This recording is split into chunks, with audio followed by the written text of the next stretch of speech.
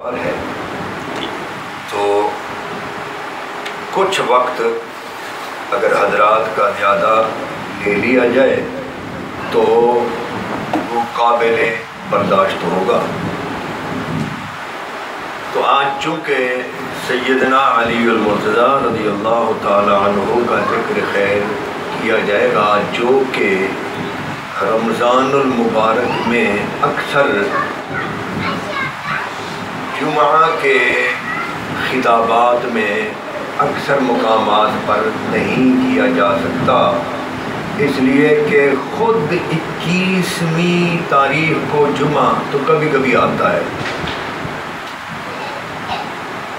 اور 21ویں تاریخ جمعہ سے یا پہلے گزر جاتی ہے یا جمعہ کے بعد آتی ہے، تو ان دنوں اعتکاف کا ذکر اگر 21ویں جمعہ سے بعد آئے، کیا جمعہ کے بعد یعنی 21ویں سے پہلے کوئی جمعہ ہو، تو اعتکاف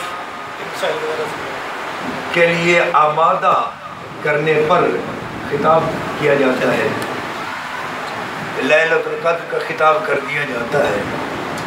بعض مرتبہ یہ تو میں نہیں کہتا کہ مولانا لوگوں کے مسائل ہوتے ہیں، تاہم زکوٰۃ فطرانہ وغیرہ اس کی نظر جمعہ کا خطبہ ہو جاتا ہے، اور یوم سیدنا علی رضی اللہ تعالی عنہ رمضان المبارک میں آ جانے کی وجہ سے رہ جاتا ہے، اور علاوہ رمضان کے بھی باقاعدہ سیدنا علی المرتضیٰ رضی اللہ تعالی عنہ کے ذکر خیر پر مشتمل جلسے کانفرنسز وغیرہ نہیں ہو پاتی، اس لیے ہم نے چاہا کہ آج آپ کا ذکر خیر جو ہے وہ کریں گے، لیکن معمول کے مطابق تھوڑا سا ذکر ہم نے چند آیات کا بھی کرنا ہے، اور انہی آیات کی روشنی میں انہی کا سہارا لیتے ہوئے ہم سیدنا علی المرتضیٰ رضی اللہ تعالیٰ عنہ کے ذکر خیر کی طرف منتقل ہو جائیں گے۔ سب سے پہلے پہلی رکعت میں تراویح کی پہلی رکعت جو ہم نے شروع کی وہ ہے سورۃ الحدید۔ سورۃ الحدید کے آغاز سے آج تراویح کی تلاوت شروع کی گئی۔ سورۃ الحدید جو ہے یہ کب نازل ہوئی؟ پیر محمد کرم شاہ الازہری رحمۃ اللہ تعالی علیہ لکھتے ہیں، باتفاق علماء یہ سورت مدینہ طیبہ میں نازل ہوئی۔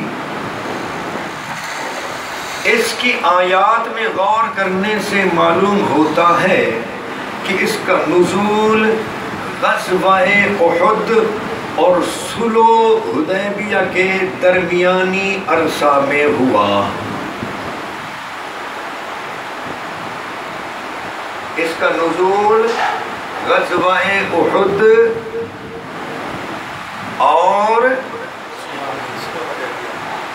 صلح حدیبیہ کب ہوئی؟ 6 ہجری میں۔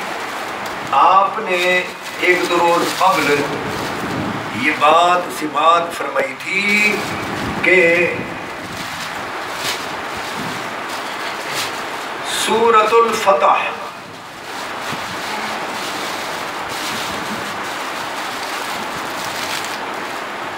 پیر کرم شاہ صاحب نے کے حوالے سے ہم نے بات کی تھی، سورۃ الفتح جو ہے وہ حدیبیہ کے واقعہ کے فوراً بعد ابھی حضور صلح کر کے قریش مکہ کے ساتھ اٹھ رہے تھے، کچھ لوگ تیاری میں تھے اور حضور اپنی ڈاچی پر سوار ہو گئے تھے، تو جو ہی اونٹنی نے چلنا شروع کیا تو فوراً سورۃ الفتح نازل ہوئی۔ 6 ہجری میں۔ فتح مکہ کب ہوا؟ بولیے زور سے۔ 8، ٹھیک ہے۔ تو سورۃ الفتح بھی فتح مکہ سے پہلے ہے، اور یہ سورۃ الفتح سے بھی پہلے ہے،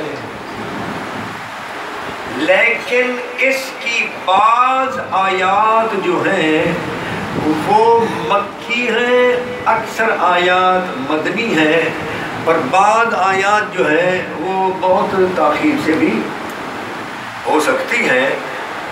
اگرچہ پیر محمد کرم شاہ لدری رحمۃ اللہ تعالی علیہ کی تحقیق یہ ہے کہ یہ حدیبیہ اور احد اور صلح حدیبیہ کے،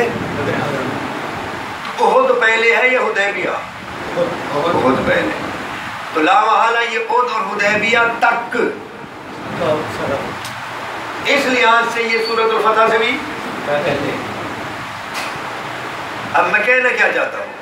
کہنا یہ چاہتا ہوں کہ ایک گڑبڑ مچا رکھی ہے شیعوں نے کہ وہ تمام کے تمام 2 4 5 صحابہ کو چھوڑ کر سارے کے سارے صحابہ کرام کو مرتد، غدار، منافق وغیرہ کہہ دیتے۔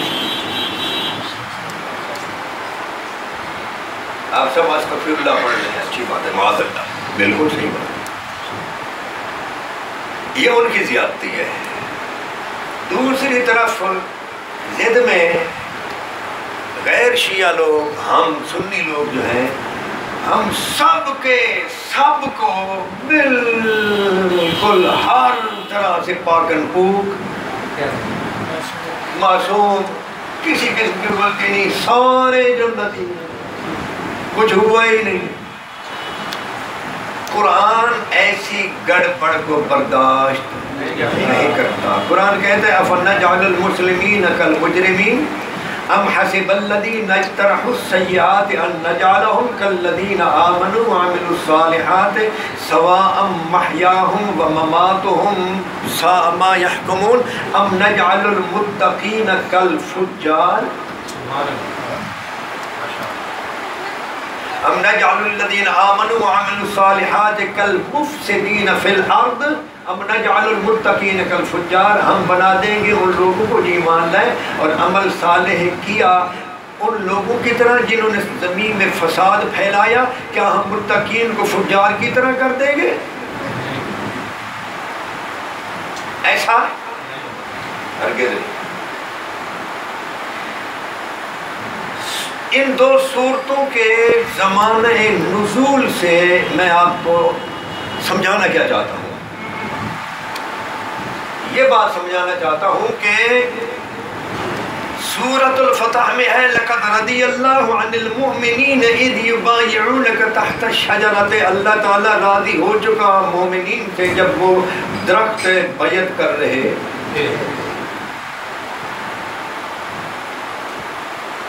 جبکہ صحیح ترجمہ ہے جب وہ درخت میں بیعت کر رہے ہیں۔ راضی ہو چکا کے لیے ماضی ہے، بیعت کے لیے مضارع کو رکھا ہے، اور مضارع میں حال یا مستقبل ہوتا ہے، تھا۔ حال یہ ہے کہ بیعت کر رہے ہیں، اب یہ تو نہیں کہ بیعت کریں گے۔ تو اس پر مفسرین نے نقطہ لکھا ہے کہ بیعت کر رہے ہیں کا جو منظر ہے اللہ تعالیٰ اسے ماضی کی نظر نہیں کرنا چاہتا، ہمیشہ حال۔ اسی طرح سورۃ الفتح میں ایک آیت ہے وَأَلْزَمَهُمْ كَلِمَةَ التَّقْوَىٰ، اللہ تعالیٰ نے ان کے لیے تقویٰ کے کلمہ کو لازم کر لیا۔ ایک آیت ہے سورۃ الفتح میں محمد الرسول اللہ والذین معه اشداء علی الکفار رحماء بینہم۔ رحماء کا معنی کیا ہے؟ آپس، رحماء بینہم آپس میں رحم کرنے والے، محبت کرنے والے۔ اشداء علی الکفار کو ملا کر اس کا معنی کرے نا، کافروں پر سخت، آپس میں جب آپس میں جو دو آپس میں نرم ہوں وہ لڑا کرتے ہیں، جو لوگ، جو فریق، جو لوگ ایسے حال میں کہ وہ ایک دوسرے پر رحیم بھی ہوں، پھر لڑے اور قتل کرے ایک دوسرے کو، تو کیا یہ رحیم ہونا اور قتل کرنا یہ جمع ہو سکتا ہے؟ تو کچھ لوگ کہتے ہیں کوئی وہ تو سب آپس میں رحم دل تھے اور یہ تھے اور وہ تھے، اور لڑائی وہ لے لیتے ہیں جو یمن کے علاوہ سیدنا علی مردہ رضی اللہ تعالیٰ عنہ کے ساتھ لوگوں نے لڑی، اس لڑائی کو اس میں لے آتے ہیں۔ ایسے تمام حضرات سے گزارش ہے کہ صحابہ کرام رضوان اللہ تعالیٰ علیہم اجمعین کی فضیلت اور مرتبہ بالکل بجا ہے، لیکن سورۃ الفتح میں جن صحابہ کرام کا مرتبہ بیان کیا گیا ہے وہ ہیں جو حدیبیہ سے پہلے فتح حدیبیہ اور بیعت حدیبیہ جو ہے اس میں تھے۔ اس صورت میں یا تو ان کا احوال بیان کیا گیا ہے، اس لیے آیت محمد الرسول اللہ پوری آیت بھی جملہ خبریہ ہے، اس میں سارے شامل نہیں۔ فتح مکہ کب ہوا؟ میں آپ کے پہلے پوچھ چکا ہوں۔ تو جو 8 ہجری کے بعد ہے وہ اس میں شامل نہیں ہے، جو فتح مکہ کے دن مسلمان ہوئے وہ اس میں شامل۔ اسی طرح اب آئیے جس سے ہم نے تراویح شروع کی سورۃ الحدید، اس میں جو ہے کہ لا یستوی منکم من انفق من قبل الفتح وقاتل، نہیں برابر تم میں سے جنہوں نے خرچ کیا فتح سے پہلے اور جہاد کیا، اولئک اعظم درجۃ من الذین انفقوا من بعد وقاتلوا، جنہوں نے پہلے خرچ کیا وہ بعد والوں کے خرچ کرنے اور قتال کرنے سے افضل ہیں، اعظم ہیں۔ وَكُلًّا وَعَدَ اللَّهُ الْحُسْنَى، اور تمام کے لیے اللہ تعالیٰ نے بھلائی کا وعدہ کیا ہے۔ یہ کون لوگ ہیں؟ یہ وہ ہیں جو حدیبیہ سے پہلے خرچ کر گئے، پہلے قتال کر گئے۔ اس میں فتح مکہ کا ذکر نہیں ہے، یہ یاد رکھنا۔ اس پر میں آپ کو بخاری کی ایک حدیث سناؤں۔ حضرت براء بن عازب رضی اللہ تعالیٰ عنہ روایت کرتے ہیں، بخاری شریف کی حدیث نمبر ہے 4150۔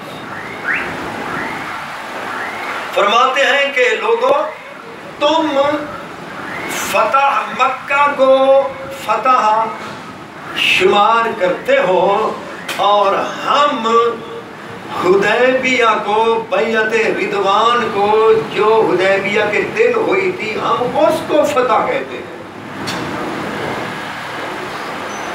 تم لوگ 2 سال بعد جو فتح ہوئی نا مکہ کی، تم اس کو فتح کہتے ہو۔ ہم انتم تعدون انتم الفتح، تم گنتے ہو، یہ تم کن کو کہہ رہے ہیں؟ آگے ہیں وَنَحْنُ، اور ہم کس کو کہہ رہے ہیں؟ تو معلوم ہوگا یہ زمانے کی بات ہے۔ ہمارے زمانے کے جو لوگ ہیں وہ حدیبیہ کو فتح کہتے تھے، اور تم لوگ تاکہ لہو انگلیوں کو لہو لگا کر ہم بھی شہیدوں میں شامل ہو۔ سمجھ آ رہی ہے نہیں آ رہی؟ تو نہ سورہ حدید کے کل وعد اللہ الحسنہ میں یہ فتح مکہ والے شامل ہیں؟ اگر وہ شامل ہوں تو پھر ہم سب شامل ہیں۔ حدیبیہ کے بعد والے پھر سب لوگ اگر شامل ہوں، اور یہ قرآن کا جو خطاب ہے جی اللہ رب العزت کا، یہ خطاب اگر سب کے لیے ہو تو پھر قیامت تک کے لیے سارے شامل ہیں۔ تو پھر کیا وَكُلٌّ وَعَدَ اللَّهُ الْحُسْنَى، حسنہ کا معنی کیا جاتا ہے جنت، تو سب کے لیے جنت واجب ہوگی جو کچھ کرتا ہے۔ پھر ہم نجعل المتقین کالفجار کدھر جائے گا؟ ان الابرار لفی نعیم وان الفجار لفی جہیم کدھر جائے گا؟ فمن یعمل مثقال ذرۃ خیرا یرہ ومن یعمل مثقال ذرۃ شرا یرہ کدھر جائے گا؟ بہت سی آیات ہیں۔ تو یہ تاریخ یاد رکھنا، سورتوں کا نزول۔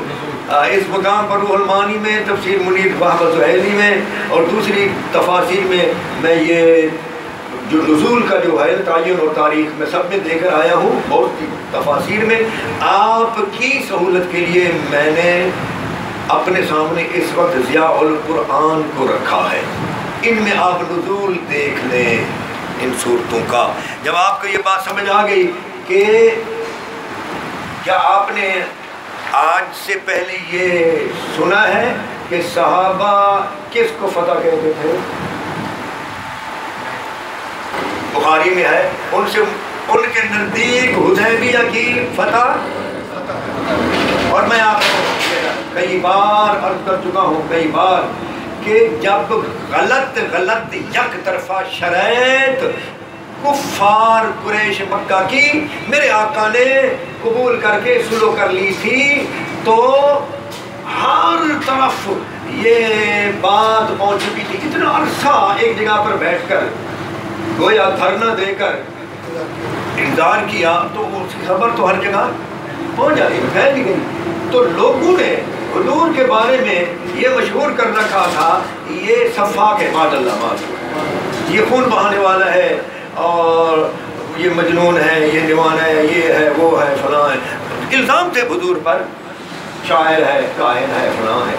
تو اللہ تعالیٰ نے فرمایا بھونڈی شرائط، سلو کی بھونڈی شرائط طے کر کے آپ نے جب سلو کر لی ہے، اور آپ کے سلو کرنے کا معاملہ واقعہ چار سو پھیل گیا ہے، جہاں جہاں تک آپ کا بیٹھنا اور قریش مکہ کے ساتھ مذاکرات کرنا، یہ افواہ جہاں جہاں تک پہنچی تھی، سلو کر کے حج کیے بغیر، مکہ پر آنے کے باوجود، مکہ کے قریب پہنچ جانے کے باوجود، حج عمرہ وغیرہ طواف کیے بغیر واپس چلا جانا بھی اتنا مشہور ہوا۔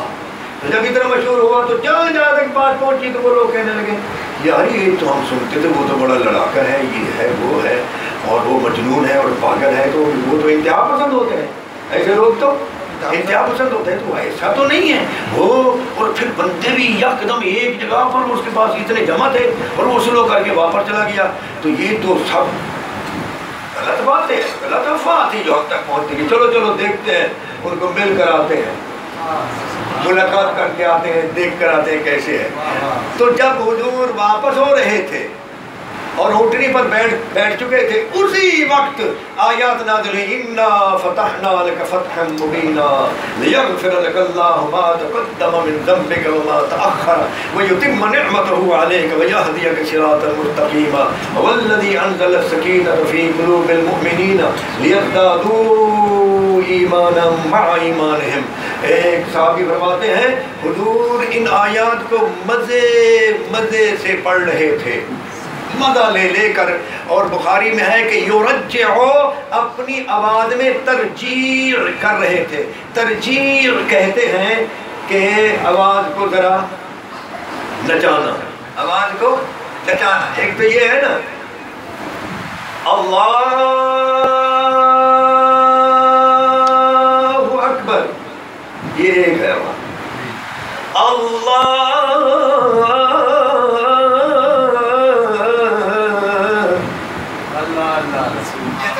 یہ ہے ترجیح۔ رب العالمین،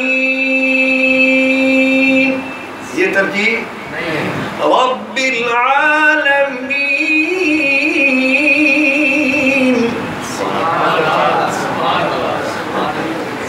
حضور ترجیح ہی۔ تو قرآن نے جب فتحنا لک فتحا مبینا جس دن کہا، اصل فتح اور وہ 6 کی ہے، 8 ہجری کی اصل فتح نہیں، لیکن ہم مانتے ہیں کہ وہ بھی فتح ہے، لیکن ان صورتوں کا نزول اس سے یہ جو کہا گیا ہے کہ فتح مکہ سے، فتح سے پہلے، فتح سے پہلے اور اس کے بعد، تو حدیبیہ کے بعد فتح مکہ سے پہلے، جو ہے نا فتح کے بعد، وہ ہے جو حدیبیہ کے تو بعد ہے، لیکن فتح مکہ سے پہلے ہے۔ اور ہم جس کو کلم وعد اللہ علیہ وسلم میں گھسیڑنا چاہتے ہیں وہ تو فتح مکہ کے دن مسلمان ہے۔ ایک تو یہ آپ سن لیں اور یاد رکھیں۔ اب آگے چلتے ہیں، یہ ہے سورۃ الحدید۔ میں نے آپ کو عرض کیا تھا کہ آج ہم اس بات سے تو قاصر ہیں کہ کافی سارا وہ جو خلاصہ ہم پیش کیا کرتے ہیں وہ آپ کے سامنے پیش کر سکیں۔ سورۃ المجادلہ جو ہے اس کی ایسی آیت ہم آپ کے سامنے لے رہے ہیں جس میں سیدنا علی المرتضیٰ رضی اللہ تعالی عنہ کی فضیلت، چونکہ ہم منا رہے ہیں ان کا یوم، لنگر بھی ہم نے کیا ہے، اس میں یہ ہے، یہ سورہ مجادلہ کی آیت نمبر ہے جی 12 اور 13۔ اس کا ترجمہ آپ سماعت فرمائیں پیر صاحب کے ترجمہ میں سے۔ یا ایھا الذین آمنوا اذا ناجیتم الرسول فقدموا بین یدی نجواکم صدقہ، اے ایمان والو جب تنہائی میں بات کرنا چاہو رسول مکرم سے تو سرگوشی سے پہلے صدقہ دیا کرو، یہ بات تمہارے لیے بہتر ہے اور دلوں کو پاک کرنے والی ہے، اور اگر تم اس کی سکت نہ پاؤ تو بے شک اللہ تعالیٰ غفور رحیم ہے۔ یہ آیت نمبر 12 ہے۔ آگے آیت نمبر 13۔ کیا تم اس حکم سے ڈر گئے کہ تمہیں سرگوشی سے پہلے صدقہ دینا چاہیے، پر جب تم ایسا نہیں کر سکے تو اللہ نے تم پر نظر کرم فرمائی، پس اب تم نماز صحیح ادا کیا کرو اور زکوٰۃ دیا کرو اور تابع داری کیا کرو اللہ اور اس کے رسول کی، اور اللہ تعالیٰ خوب جانتا ہے جو تم کرتے ہو۔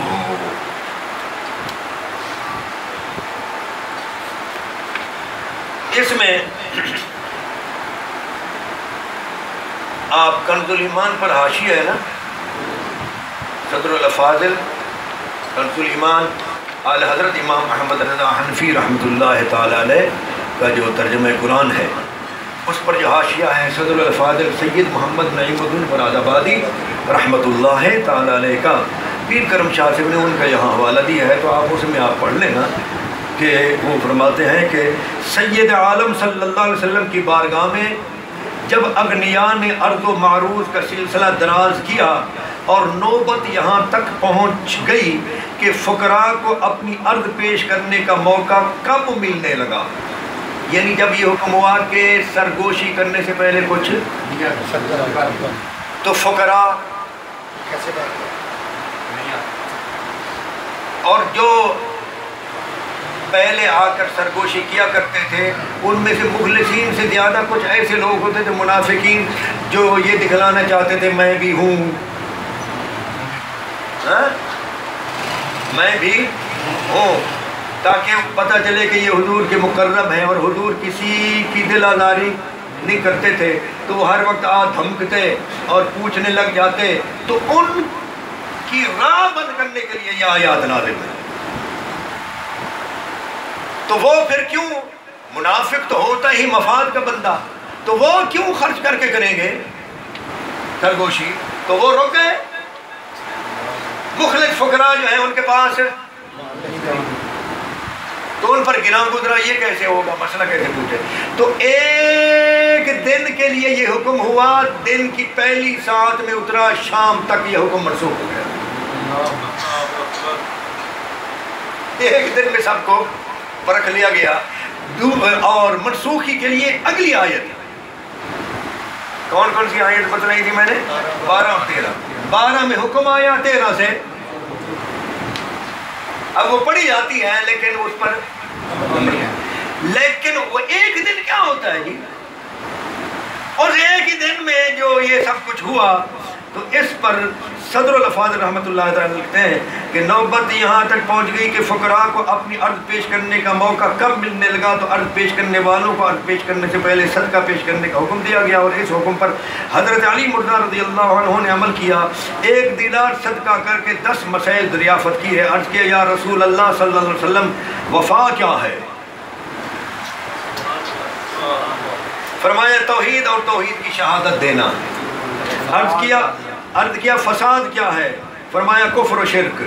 عرض کیا حق کیا ہے؟ فرمایا اسلام، قرآن اور ولایت جب تجھے ملے۔ عرض کیا ہیلا یعنی تدبیر کیا ہے؟ فرمایا ترک ہیلا۔ عرض کیا مجھ پر کیا لازم ہے؟ فرمایا اللہ اور اس کے رسول کی اطاعت۔ عرض کیا اللہ تعالیٰ سے کیسے دعا مانگوں؟ فرمایا صدق و یقین کے ساتھ۔ عرض کیا کیا مانگوں؟ فرمایا عافیت، ایک روایت میں ہے عاقبت۔ عرض کیا اپنی نجات کے لیے کیا کروں؟ فرمایا حلال کھا اور سچ بول۔ عرض کیا سرور کیا ہے؟ فرمایا جنت۔ عرض کیا راحت کیا ہے؟ فرمایا اللہ کا دیدار۔ 10 باتیں ہیں، کتنی ہیں؟ اس لیے جب حضرت علی مرتضیٰ رضی اللہ، یہ سنیں جی الفاظ ان کے صدر الفاظ، جب حضرت علی مرتضیٰ رضی اللہ تعالیٰ عنہ ان سوالوں سے فارغ ہو گئے تو یہ حکم منسوخ ہو گیا اور رخصت نازل ہوئی، اور سوائے حضرت علی مرتضیٰ کے اور کسی کو اس پر عمل کرنے کا وقت نہیں ملا، وقت موقع ہی نہیں ملا۔ سبحان اللہ۔ اب اس سے اگلی جو صورت ہے اس کا ایک مقام میں پیش کر کے پھر ہم اس اولیت کی طرف آئیں گے اور موضوع چلائیں گے۔ وہ یہ ہے سورۃ الحشر۔ اگر کچھ کھولنا چاہیں حضرات تو وہ کھول لیں۔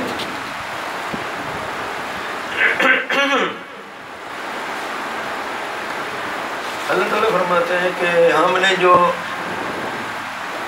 اور رسول کریم جو تمہیں عطا فرمائے وما آتاکم الرسول فخذوہ، اور رسول کریم صلی اللہ علیہ وسلم جو تمہیں عطا فرمائے وہ لے لو، اور جس سے تمہیں روکیں تو رک جاؤ، اور ڈرتے رہا کرو اللہ سے، بے شک اللہ تعالیٰ سخت عذاب دینے والا ہے۔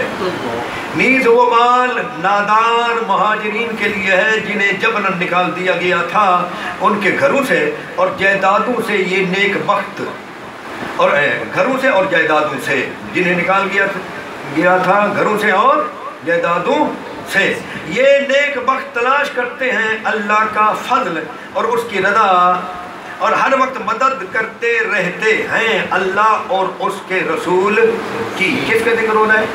مہاجرین کا۔ یہی راست باز لوگ ہیں، یہ تو ہیں مہاجرین۔ آگے کن کا ذکر ہے؟ اگلی آیت میں، آیت نمبر 9۔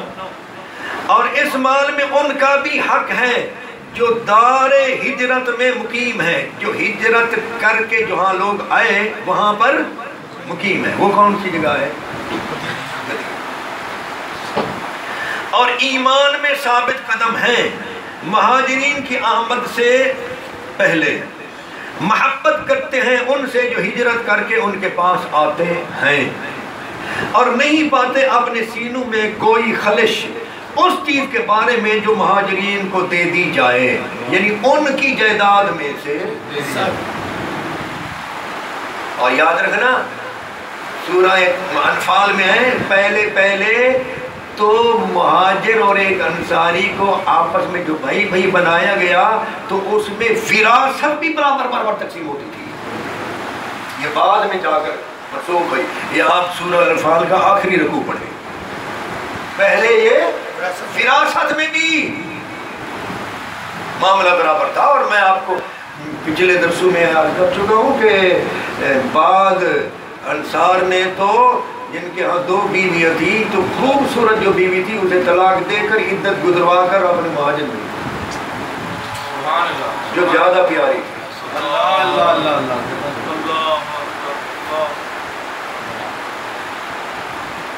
ہے دنیا میں کوئی ایسی مثال؟ کوئی نہیں ہے جی؟ کیا خیال ہے؟ اچھا یہ جو موقع پر بولنا ہوتا ہے نا، یہ بھی اللہ تعالیٰ کسی کو دیتا ہے۔ ہمارے ہاں ایک گاؤں میں ایک دیہاتی ہے بالکل ان پڑھ،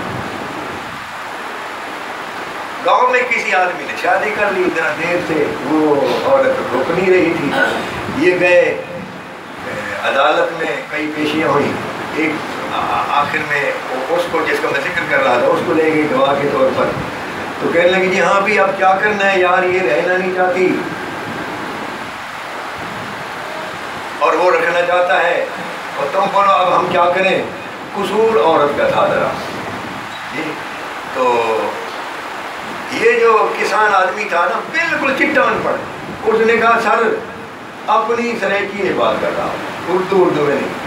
ہاں جی. اس نے کہا جی ہم دھیاں تو دیا کرتے ہیں، لوگوں کو دھیاں دیا کرتے ہیں اور بہنیں بھی نکاح میں دیتے ہیں، لیکن کوئی بیوی نہیں دیتے. کہ اتنا متاثر ہو گیا کہ جاؤ بابا اس کے ساتھ رہو. تو لیکن بیوی کون دیتا ہے؟ ہم بیٹیاں دیتے ہیں اور بہنیں دیتے ہیں، لیکن کہنے بڑا ہو چکا. تو یہاں انصار نے تو دو میں سے جو زیادہ پیاری تھی اس کو غور کر کے تولتے رہے. کتنی بڑی بات. اچھا جی. اور نہیں پاتے اپنے سینوں میں کوئی خلش اس چیز کے بارے میں جو مہاجرین کو دے دی جائے، اور ترجیح دیتے ہیں نہیں ترجیح دیتے ہیں انہیں اپنے آپ پر، اگرچہ خود انہیں اس چیز کی شدید حاجت ہو. اور جس کو بچا لیا گیا ہے اپنے نفس کی حد سے تو وہی لوگ بامراد ہیں. یہ ہے آیت نمبر 9. آگے ہے جی آیت نمبر 8 میں مہاجرین کا ذکر. ذرا غور کیجئے گا. آیت نمبر 8 میں، آیت نمبر 9 میں ان مہاجرین کو ٹھہرانے والوں کا ذکر. اب آیت نمبر 10 میں بھی ذکر ہے. وہ کس کا ہے؟ والذین جاءوا من بعدهم یقولون ربنا اغفر لنا ولاخواننا الذین سبقونا بالایمان. اور اس مال میں ان کا بھی حق ہے جو ان کے بعد آئے. کس مال میں؟ یہ جو مال غنیمت وغیرہ آیا اس کا پیچھے ذکر ہے نا. جو کہتے ہیں اے ہمارے پروردگار ہمیں بھی بخش دے اور ہمارے ان بھائیوں کو بھی جو ہم سے پہلے ایمان لے آئے، اور نہ پیدا کر ہمارے دلوں میں بغض اہل ایمان کے لیے، اے ہمارے رب بے شک تو رؤوف الرحیم ہے. تو یہ لوگ کون ہیں؟ یہ وہ لوگ ہیں جو مہاجرین اور انصار کے فوراً بعد اے مسلمان ہوئے، دائرہ اسلام میں داخل ہوئے. یہ وہ لوگ ہیں. اور قیامت تک جو لوگ اس روش پر رہیں گے کہ پہلو کے لیے مغفرت طلب کرتے رہیں گے، ان کے دلوں میں کینہ نہیں ہوگا. اب اس کی تفسیر جو ہے وہ آپ سماعت فرمائیں. ابن عمر سے اور ابن عباس سے رضی اللہ تعالی عنہم، ان حضرات کی تفسیر ہے کہ ان کے ہاں ایک شخص آیا جو بعض صحابہ کرام کو برا کہہ رہا تھا. ذرا اور سے سنیے، یہ آیت نمبر 10 میں آپ کو سمجھا رہا ہوں. ایک شخص آیا، الگ الگ واقعہ ہے ابن عمر اور ابن جو صحابہ کرام کو برا کہہ رہا تھا. ان حضرات نے، الگ الگ شخص ہیں تو میں نے ان کو ملا کر بیان کر رہا ہوں. ان حضرات نے کہا کیا تو مہاجرین میں سے ہے؟ اس نے کہا نہیں. فرمایا پھر کیا تو انصار میں سے ہے؟ اس نے کہا نہیں. تو آپ نے فرمایا اگر تو مہاجرین میں سے بھی نہیں اور انصار میں سے بھی نہیں تو پھر تو اس تیسری قسم میں سے بھی نہیں ہے. وہ کیسے؟ اس لیے کہ تیرے دل میں مہاجرین اور انصار کے بارے میں کینہ ہے، لہذا تو اس آیت میں شامل نہیں. لہذا جو لوگ بعض مہاجرین اور انصار سے عداوت رکھتے رہے، ان کو سب و شتم کرتے رہے، ان کی پیروی نہیں کرتے رہے. ذرا بولیے، اگر کسی شخص نے ایسے کسی شخص نے جو اس وقت موجود تھا ایک خلیفہ راشد کی بیعت نہ کی ہو، اس کو خلیفہ راشد نہ مانا ہو، اور باقی سب مہاجرین اور انصار نے اسے خلیفہ مانا ہو، تو قرآن کہتا ہے کہ مہاجرین اور انصار کی پیروی کرنے والے جو ہیں وہ اچھے ہیں، وہ ہیں والذین تبعوہم بالاحسان. تو جو خلیفہ راشد کو مانے نہیں، اس کی بیعت نہ کرے، تو اس نے ایک تو اس خلیفہ کی اطاعت نہ کی، باقی جن مہاجرین نے اس خلیفہ کی بیعت کی تھی تو اس نے ان مہاجرین کی اتباع بھی نہ کی، اور جن انصار نے اس خلیفہ کی بیعت کی تھی اس نے ان انصار کی بیعت بھی نہیں کی. بولیے مہاجرین نے بھی مان لیا. اس لیے امام احمد بن حنبل رضی اللہ تعالیٰ عنہ کے ارشاد پاک ہے کہ جس شخص نے حضرت سیدنا علی المرتضی رضی اللہ تعالیٰ عنہ کو چوتھا خلیفہ نہیں مانا، خلیفہ راشد ہے نا چوتھے نمبر پر، تو وہ فرماتے ہیں وہ اپنے گھر کے گدھے سے بھی زیادہ گمراہ، گھریلو گدھے سے بھی. یہ ابن تیمیہ نے نقل کیا ہے. کوئی ہو وہ کوئی ہو، ہم کسی کا نام نہیں لے رہے. تو یہ یاد رکھنا چاہیے قرآن نے تو ہر چیز بیان کر دی ہے، قرآن نے ہر چیز. آئیے جی اب یہ 21واں یوم مولا علی علیہ السلام کا یوم ہے، اس میں چند باتیں ذکر کر دیتے ہیں. آج میں چند باتیں وہ ذکر کروں گا جن میں سیدنا علی المرتضی رضی اللہ تعالی عنہ کا سب سے افضل ہونا ثابت ہوتا ہے. سب سے ہاں، اگرچہ میرا عقیدہ جو ہے وہ یہ ہے کہ میں 5 تن پاک کو جن کو حضور نے چادر میں لے لیا، میں ان تمام کا مقابلہ کسی سے جائز نہیں سمجھتا. وہ مقابلے مفاضلہ موازنہ سے باہر مستثنیٰ ہے. ٹھیک ہے، تاہم اب میں کسی کا نام نہیں لوں گا سیدنا علی رضی اللہ تعالیٰ عنہ کے مقابلے میں ہے جی. فقط ان کی وہ باتیں چند آپ کے سامنے عرض کروں گا جن سے ان کی افضلیت از خود ثابت ہوتی ہو. چند باتیں آپ لکھ لیں کہ کوئی بندہ کسی دوسرے انسان سے افضل ہوتا کن وجوہ کی بنا پر؟ نسب کی فضیلت، علمی فضیلت، یہی ہے نا، اچھے خاندان سے ہونا، یہ حدیث پاک میں ہے. خیارہم فی الجاہلیت خیارہم فی الاسلام اذا فقہوا.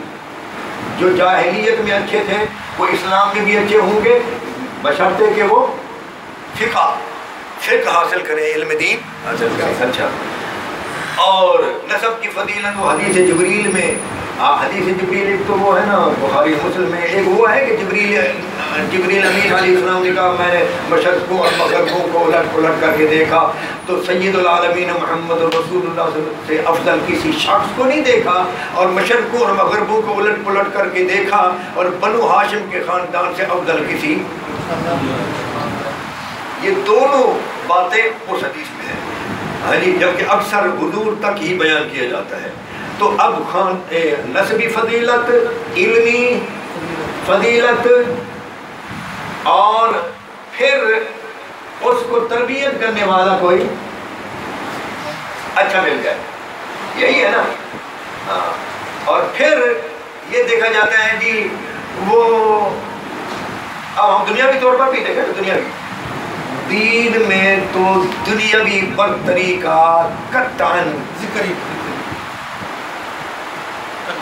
ایک لحاظ سے ہے، ایک لحاظ سے ہے کہ جب غریب اور امیر عبادات میں برابر چل رہے ہو، وہ جو امیر ہے نا وہ غریب سے عبادات کی ادائیگی میں جتنی بھی عبادات ہیں پیچھے نہ ہو، اور پھر وہ خرچ بھی کر رہا ہو جو کہ غریب کے پاس نہیں، تو امیر افضل ہو جاتا ہے. تو امیر یہ یاد رکھ، یہ حدیث پاک ہے. ورنہ فقط دنیا دار ہونا یہ برتری کی دلیل نہیں ہے، بہتری اور برتری کی دلیل نہیں ہے. اچھی تربیت والا مل جائے، تو میں چوتھی بات کر رہا تھا کہ اچانک ہم کہتے ہیں دنیاوی لحاظ سے یار وہ تھے تو سارے برابر ہی، لیکن اس کا نا اس کی اولاد بھی ایسے لہر نکلی ہے. یہ دنیاوی برتری کی ہم بات کرتے ہیں کہ وہ اپنی اولاد کی وجہ سے تو وہ سب سے، تو کوئی بھی آپل، پھر شجاعت، پھر علم کے ساتھ ساتھ پھر فطانت توئے کے ساتھ حاضر جوابی مشکل امور کو حل کرنے کی صلاحیت اور ملکہ مہارت، یہ پھر الگ ہے. ایک ہی سکول آف تھاٹ سے فارغ شدہ، ایک ہی سکول آف تھاٹ رکھتے ہوں دو بندے، ایک ہی جگہ سے پڑھے ہوں اور برابر پڑھے ہوں، نمبر بھی برابر لیے ہوں، بعد میں کسی نے کورس سے ہٹ کر مطالعہ کیا اور پھر عملی زندگی میں جب آیا تو مشکل امور کو حل کرنے میں وہ دوسروں سے، یہ ہوتا ہے یا نہیں ہوتا؟ تو یہ بھی اس کی برتری اور افضل کی دلیل ہے. ٹھیک ہے جی. اب جب آپ نے یہ سب سن لیا تو اب بدلیں خاندانی لحاظ سے سیدنا علی المرتضیٰ کا خاندان کون سا ہے؟ بنو ہاشم. اور اس کی فضیلت بیان جو کہ سیدنا فاروق اعظم نے، آپ سے کسی نے مسئلہ پوچھا، آپ نے فرمایا یہ دیوار کے ساتھ ٹیک لگا کر جو صاحب بیٹھے ہیں ان سے پوچھ لو. اور وہ تھے سیدنا مولا علی. اس نے دیکھا اس سے انداز سے، اس نے بولنے کے انداز سے اس نے حکارت ظاہر کی، ورنہ تو ہاگا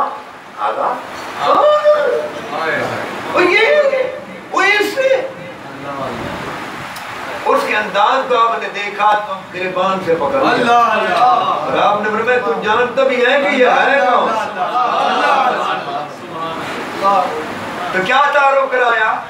فرمایا یہ جانتا ہے یہ قبر والے کون ہیں، یہ روضہ والے کون ہیں. فرمایا یہ تو دیکھ میری بات سن، تو جس کے بارے میں کہتے ہیں یہ روضہ والے جو ہیں یہ ہے محمد بن عبداللہ بن عبد المطلب اور یہ ہے علی بن ابی طالب بن عبد المطلب.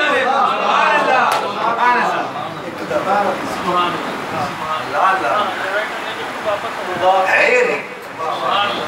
یہ ہے نصیحت. کتنا فرق ہے؟ صرف پیو کا، صرف ابا کا. کیا خیال ہے؟ دادا. اسی لیے تو حضور نے فرمایا ایک حدیث پاک میں، اور کل پرسوں ایک سے بیان کر رہے تھے، پٹوہاڑ علاقے سے تعلق رکھتے ہیں، ٹی وی پر بیان کر رہے تھے، میرے دوست ہیں، میں نام نہیں لیتا. تو وہ ایک حدیث پاک میں ہے کہ ایک قبیلہ والوں نے کچھ گڑبڑ کی، تکبر کیا. نبی اکرم صلی اللہ علیہ وآلہ وسلم نے ان کو پیغام فرمایا، ان کو پیغام پہنچا دو وہ سیدھے ہو جائیں.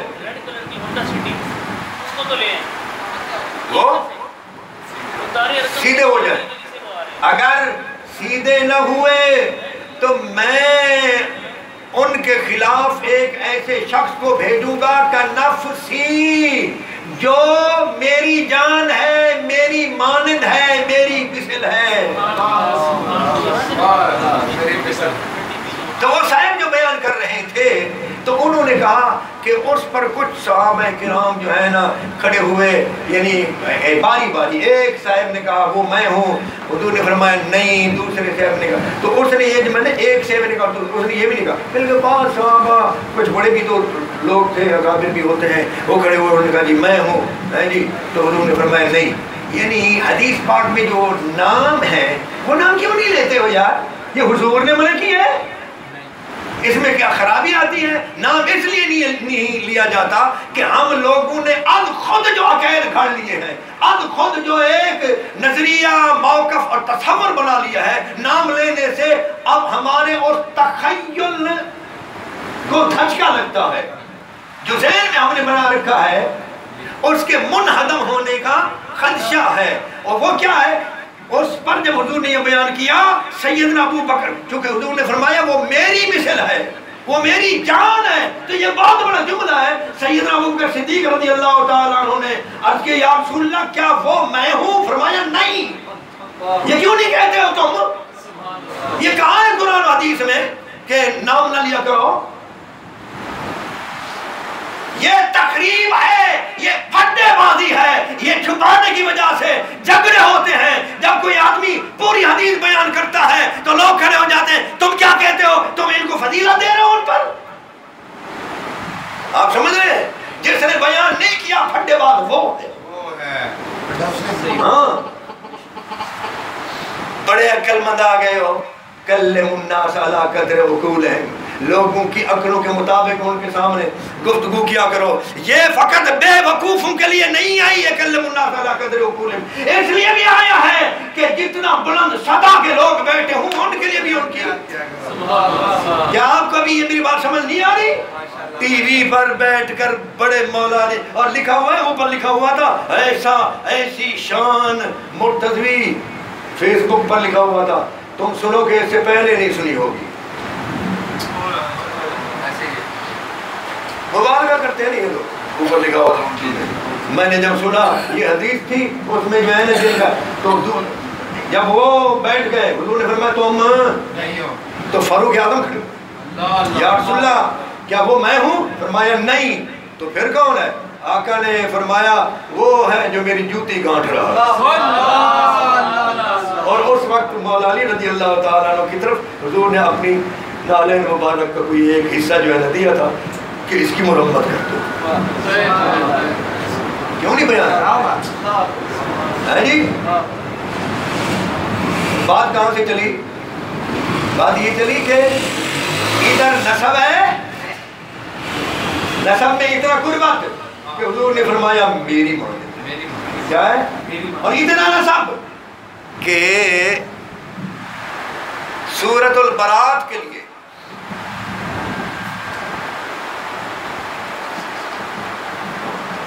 آگے سورۃ البرات کے لیے آقا نے صلی اللہ علیہ وآلہ وسلم سیدنا ابوبکر صدیق اکبر رضی اللہ تعالیٰ عنہ کو بھیجا. یہ برات سورہ وہاں تلاوت بھی کرو اور کفار کے ساتھ جو معاہدہ تھا اس معاہدے کے ختم ہونے کا اعلان بھی کر دو. جب حضور بھیج بیٹھے پیچھے جبریل امین آئے, انہوں نے کہا یا رسول اللہ یہ قریش جو ہے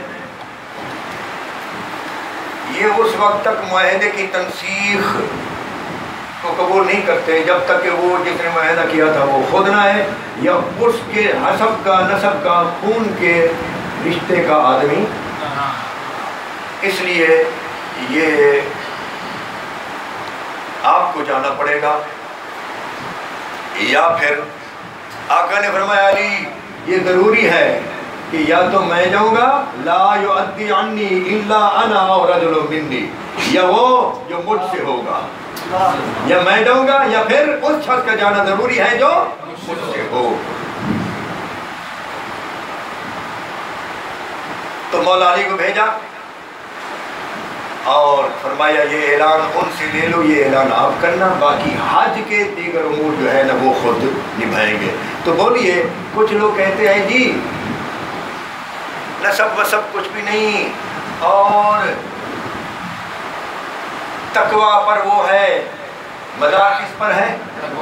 تقویٰ پر ہے. اور یہاں اور وہ اللہ کے قریب یا حضور کے قریب وہ ہے جو زیادہ متقی ہے. تو یہاں تقویٰ کی کون سی کمی ہے؟ جی یہ بھی بیان کر دیا کرو نا, تو ترقی کے دونوں ترازو لیا کرو. ابھی میں نے کیا کہا تھا, نسب میں سب سے ہے مقابلہ کسی کا. پھر کیا, پھر یہ ہے کہ اس کو استاد اچھا مل جائے,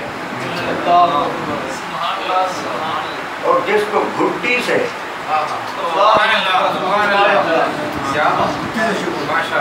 گھٹی کے وقت سے مربی مل جائے, معلم مل جائے, مرشد مل جائے, اس لیے تو پہلا سیرت نگار امام محمد بن اسحاق بن یسار رضی اللہ تعالیٰ عنہ، انہوں نے اپنی سیرت ابن اسحاق جس کو پڑھا کر سیرت ابن ہشام بنائی گئی ہے جی، یہ اس کی اصل زمین جو ہے وہ ابن اسحاق کی سیرت ہے۔ اس میں وہ لکھتے ہیں کہ سیدنا علی رضی اللہ تعالیٰ عنہ پر انعامات الہیہ میں سے سب سے بڑا انعام وہ ہے جس انعام پر باقی انعام کا درومدار ہے کہ انہیں بچپن سے ہی آغوش نبوت مل گئی، بچپن سے ہی۔ تو باقی سارے انعامات انہی پر ہیں، ٹھیک ہے جی۔ تو تربیت، مربی، معلم، مرشد اور پھر سسر اپنے گھر میں پال کر، بعض لوگوں نے لکھا ہے کہ یہ جی اچھی لڑکی کا مل جانا یہ بھی افضلیت کی دلیل نہیں ہے، نسب بھی افضلیت کی دلیل نہیں ہے۔ وہ بعض لوگ بھی وہ ہیں جنہیں ہم امام کہتے ہیں، یہ یاد ہے جی۔ آئے بھائی کیا کہتے ہو؟ اگر یہ نہیں ہے دلیل تو ادھر ذوالنورین بھی نہ کہا کرو، ایسا نہ کرو۔ یہ دلیل ہے، یہ دلیل ہے۔ اگر نہ ہوتی، اگر نسب اور نسبت یعنی اچھے خاندان میں وہ ہو جائے تو یہ تو نسبت ہے نا، آپ کی نسبت ہوگی ان سے، نسب بھی بلند، شادی اچھے گھرانے میں ہو جائے تو وہ بھی افضلیت کا سبب ہوتا ہے۔ اس لیے ایک حدیث پاک میں فاروق اعظم رضی اللہ تعالیٰ عنہ اور ابن عمر، اور ایک حدیث پاک میں سعد بن ابی وقاص، یہ تین حدیثیں ہیں، ان سب نے کہا کہ سیدنا علی رضی اللہ تعالیٰ عنہ کے عقد میں جو آقا کی بیٹی سیدہ فاطمہ آئی، ان کی یہ وہ فضیلت ہے کہ اس فضیلت پر ہم رش کرتے ہیں۔ اگر اس فضیلت کے مقابلے میں ہمیں وہ چیزیں مل جائیں جن پر سورج طلوع ہوتا ہے تو تب بھی کم ہے، یہ ایسی فضیلت ہے۔ اچھا پھر میں نے کیا کہا تھا؟ علم میں سب سے جو افضل، علم میں سب سے جو پڑھ کر ہو تو افضل بھی وہی۔ حضور نے نکاح کیا، سیدہ اداس ہو گئی، یہ کس کے ساتھ نکاح کر دیا؟ یہ ہے، یہ ذکر ہے۔ آقا نے فرمایا کیا تو اس بات پر خوش نہیں ہوتی کہ میں نے تیرا نکاح اس شخص سے کیا ہے جو میری امت میں اقدم امتی سلمن، اسلام میں سب سے پہلا، اکثرہم علمن، علم میں سب سے زیادہ، اعظمہم علمن، بردباری اور وقار میں سب سے بڑا۔ مال پانی کا ذکر نہیں کیا، جائیداد کا ذکر، علم کا اور اسلام میں اولیت، اور اولیت تو ہر جگہ ان کو حاصل ہے، اولیت تو ان کو فقط اسلام کی اعلان نبوت کے بعد، اعلان نبوت کے بعد اسلام کی قبولیت میں ایک انسان ان پر سبقت کر سکا، اس انسان کا نام ہے سیدتنا خدیجہ الکبریٰ سلام اللہ علیہا۔ ان کے علاوہ ان پر کوئی دوسرا انسان سبقت حاصل نہیں کر سکتا۔ حتیٰ کہ ایک حدیث پاک میں سیدنا عفیف کندی رضی اللہ تعالیٰ بیان کرتے ہیں، اور اس میں سیدنا عباس بن عبد المطلب کا ذکر ہے۔ عفیف کندی کہتے ہیں میں مکہ میں آیا، تاجر تھا کپڑوں کا اور عطر وغیرہ کا، خوشبو، میں یہ خریدنے آیا، حضرت عباس کی بھی دکان تھی، تو میں نے دیکھا ابھی سورج طلوع ہونے کے بعد تھوڑا سا چمکا تو 3 نفوس باہر آئے، ایک صاحب تھے، ان کے ساتھ ان کے پیچھے ایک خاتون تھی، ان کے پیچھے ایک بچہ تھا، وہ ہے، اور کعبہ کی طرف رخ کر کے انہوں نے نماز شروع کر دی۔ میں نے کہا عباس امر عظیم، بڑی بات ہے، یہ کون ہے؟ تو انہوں نے کہا جی یہ جو جوان ہے یہ تو میرا بھتیجا ہے، یہ میرا بھتیجا محمد عبداللہ کا بیٹا، اور جو ان کے پیچھے خاتون ہے یہ میرے بھتیجے کی بولیے بیوی ہے، اور یہ ان کے پیچھے جو سب سے چھوٹا بچہ ہے یہ بھی میرا بھتیجا ہے جی۔ تو میرا یہ بھتیجا جو ہے نا محمد صلی اللہ علیہ وآلہ وسلم، ان کا کہنا یہ ہے کہ ان کو ان کے رب نے حکم کیا ہے کہ وہ اس کی یوں عبادت کریں۔ عفیف کندی کہتے ہیں کاش اس وقت مجھے بات سمجھ آ جاتی اور میں اسلام قبول کر لیتا تو میں ان دو کے بعد تیسرا ہوتا۔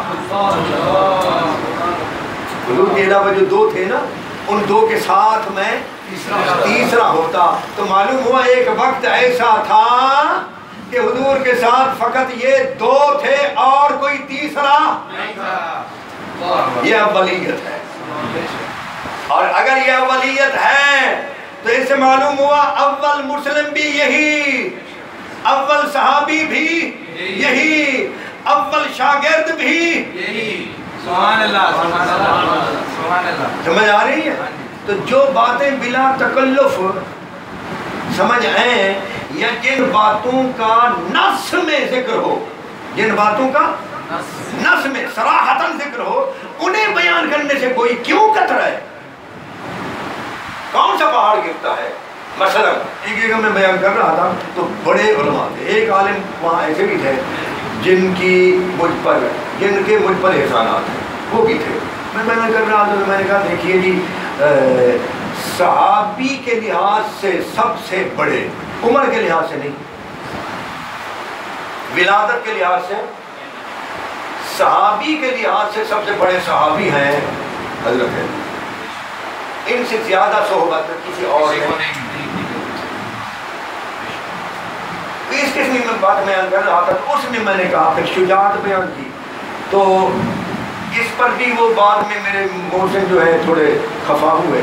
اور ایک بات جو دوسری میں نے بیان کی وہ یہ تھی کہ دیکھیے شجاعت میں ان کے مقابلے کا کوئی، تو وہ یہ تھا، میں اب واقعے کا واقعہ ہے لیکن فضیلت کی فضیلت ہے۔ میں نے کہا غزوہ خندق میں جب ابن عبد فد نے للکارا، آپ جا کر پڑھنا جی، اب جا کر پڑھنا تاریخ الخلفاء میں دوسرے مقامات پر، اس نے للکارا، بعض روایات میں ہے کہ وہ تو خندق کو بھی کھود کر پھلانگ کر، خود ہی خندق کو پھلانگ کر ادھر آ گیا تھا اور کہہ رہا تھا آؤ ہے بھی مقابلے کے لیے۔ تو حضور فرماتے کون جائے گا؟ فاروق اعظم رضی اللہ تعالیٰ عنہ راوی ہیں، وہ فرماتے ہیں کہ صحابہ کرام ایسے ہو گئے کہ گویا کہ ان میں سانس نہیں، ذرا تصور کرو جی۔ پھر اس نے للکارا، آپ نے فرمایا کون جائے گا؟ اچھا پہلی مرتبہ بھی مولا علی نے کہا میں، اور باقی فاروق اعظم راوی کہتے صاحب۔ پھر دوسری مرتبہ مولا علی کہتے جی میں، باقی سب چپ۔ پھر تیسری مرتبہ سب چپ، مولا علی عرض کرتے ہیں جی میں۔ آپ نے فرمایا دیکھ لے ہر مرتبہ، ایک مرتبہ نہیں، ہر مرتبہ آپ نے دیکھ لے آگے ابن عبد سوچ لے۔ انہوں نے کہا جی میں دو بھلائیوں کے درمیان میں ہوں، مارا گیا تو شہید ہوں، مر گیا تو بہت فتنے کو ختم کرنے والا، بہت بڑے فتنے کو۔ کوئی بات نہیں، گھاٹا دونوں طرف ہے۔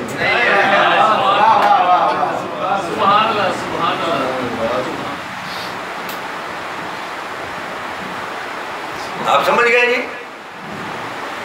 اور غزوہ خیبر میں آپ چلے گئے،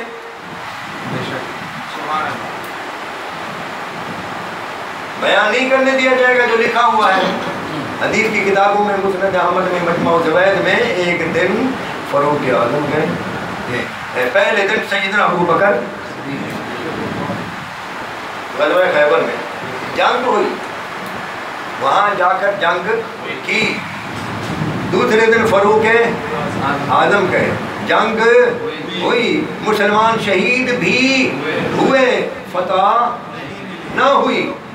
پھر حضور نے فرمایا آج ایک دن یہاں کھڑے ہو کر فرمایا کہ کل، دوسری حدیث پاک میں ہے کہ آج میں اس کو بھیجوں گا، یعنی پہلے دن بھی اعلان کیا، ان دو کے بعد